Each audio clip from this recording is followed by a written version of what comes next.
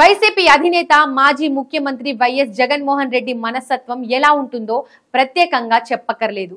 ఇంకా చెప్పాలి అంటే వైఎస్ కు అత్యంత ఆప్తులుగా ఉన్న నేతలు సైతం జగన్ దగ్గరికి వెళ్లే సాహసం చేయలేదు. జేసీ దివాకర్ రెడ్డి, రఘువీరారెడ్డి, కేవీపీ రామచంద్రరావు ఇలా చెప్పుకుంటూ పోతే ఎంతో మంది వైఎస్ దగ్గర పనిచేసిన సీనియర్ నేతలు జగన్ దగ్గరికి వెళ్లేందుకు, జగన్ పార్టీలో చేరేందుకు ఎంత మాత్రం ఇష్టపడలేదు. ఎందుకంటే జగన్ మనస్తత్వం ఏంటో వారికి బాగా తెలుసు.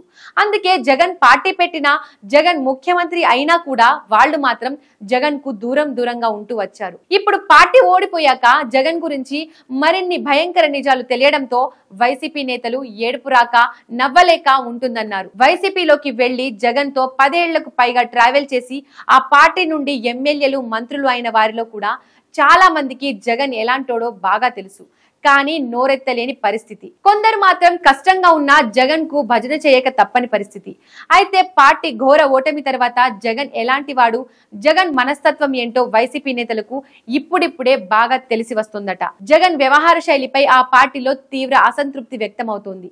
ఏదైనా పని ఉంటే వచ్చి 2 రోజులు ఉండి వెంటనే బెంగళూరు వెళ్లిపోతున్నారు. అక్కడి నుండి ఢిల్లీకి వెళ్తున్నారో లేదా కలకత్తాకు వెళ్తున్నారో మరో చోటకు వెళ్తున్నారో కూడా ఎవరికి తెలియడం లేదంట. కనీసం పార్టీ సీనియర్ నేతలకు కూడా ఫోన్ లో అందుబాటులో ఉండడం లేదని తెలుస్తోంది. ఏపీలో వైసీపీ నేతల పరిస్థితి అత్యంత దారుణంగా ఉంది. అధికారంలో ఉన్నప్పుడు చేసిన పనులకు ఇప్పుడు పోలీసులు వెంటబడుతున్నారు.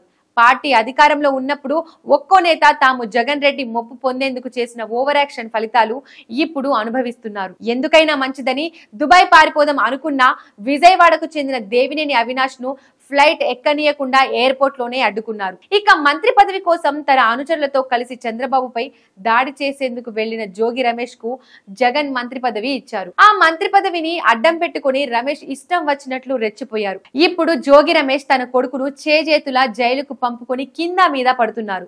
పైగా రమేష్ పై చంద్రబాబు ఇంటి దాడి కేసు రెడీగా ఉంది. కోర్టులో ముందస్తు బెయిల్ పిటిషన్ పరిష్కారం రాగానే జోగి రమేష్ ను కూడా అరెస్టు చేస్తారు. ఇప్పటికే చాలా మంది వైసీపీ నేతలు అజ్ఞాతంలోకి వెళ్లారు. వల్లభనేని వంశీ లాంటి వాళ్ళు ఎక్కడ ఉన్నారో ఎవరికి తెలియడం లేదు. కొడాలి నానికి అయితే నిద్ర పట్టని రాత్రులే గతి అవుతున్నాయి. ఓవైపు అంబటి రాంబాబు, బుగ్గన రాజేందర్ నాథ్ రెడ్డి, పెద్దిరెడ్డి రామచంద్రారెడ్డి, ఆర్కే రోజా లాంటి వాళ్లను ఎప్పుడైనా ఏ క్షణమైనా అరెస్టు చేస్తారన్న ప్రచారంతో భయంతో కాలం వెళ్లదీస్తున్నారు. వీళ్ళందరికీ ధైర్యం చెప్పేందుకు తాడేపల్లి ప్యాలెస్ లో అందుబాటులో ఉండాల్సిన జగన్ కనీసం వీళ్ల ఫోన్లకు కూడా స్పందించడం లేదట. చుట్టపు చూపుగా వచ్చి వెళ్లిపోతున్నారు. రాష్ట్రం దాటిన తర్వాత జగన్ ఎవరికి కనీసం ఫోన్ లో టచ్ లో కూడా ఉండే పరిస్థితి లేదు.